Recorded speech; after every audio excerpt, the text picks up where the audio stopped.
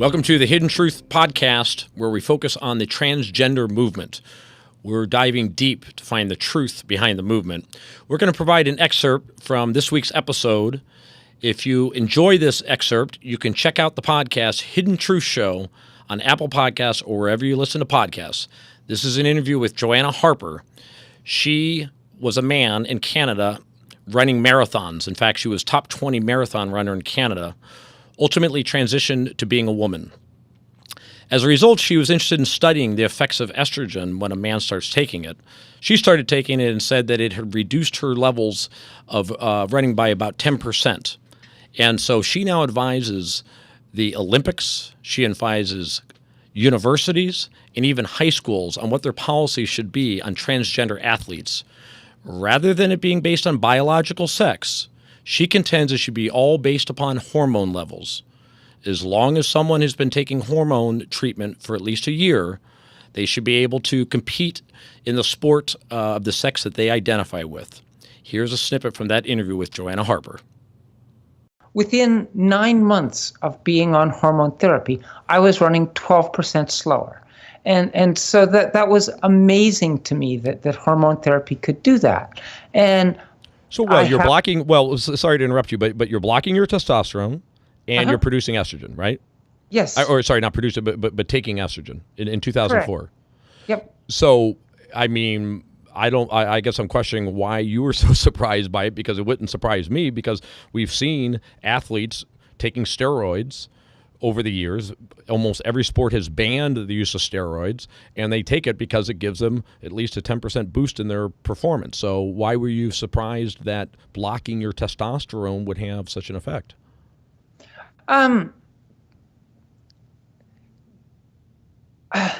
Certainly, when you're talking about steroids, you're talking about very large doses of testosterone that these people take.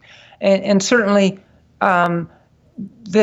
the idea that you could take a male athlete, put them on female hormone levels for 9 months, and wind up with an equivalent female athlete, I think there are very few people who on their own would say, oh yeah, that sounds reasonable to me.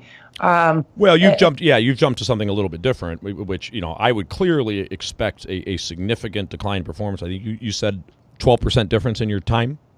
Yeah. And let's just take what is the marathon record for a man, and what is the marathon record for a woman?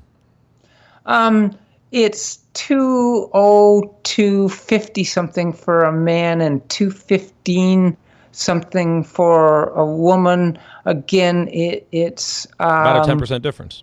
Yes. Yep. Right. Yep. So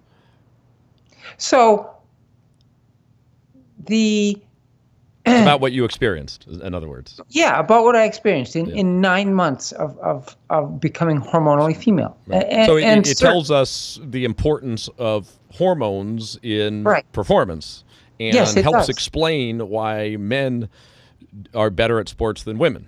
Yes, it does. Right, and it helps explain why so many men were taking testosterone to boost their performance. Barry Bonds, Mark McGuire, et cetera. To be honest with you, I'm not sure exactly what they took, but we know for sure there was a period during which athletes were taking testosterone boosters, and probably from where the male was, they were probably getting about a 10% boost up from where they were. Mm-hmm. Yep. Okay, so keep going. Sorry. So anyway, I was surprised that 9 months of hormone therapy could do this. That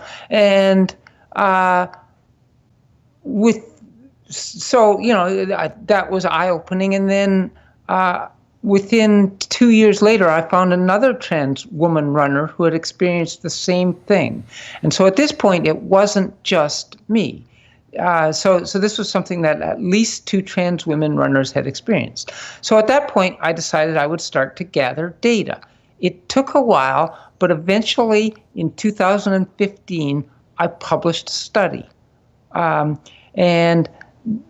study showed 200 race times from 8 transgender runners, and applying an analysis to those, came up with equivalent performance in male and female, male before transition, female after.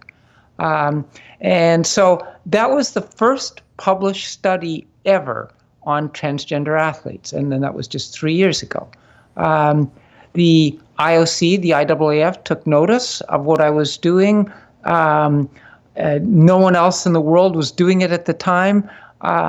And so they started inviting me to things, to be one of their worldwide experts, because I was.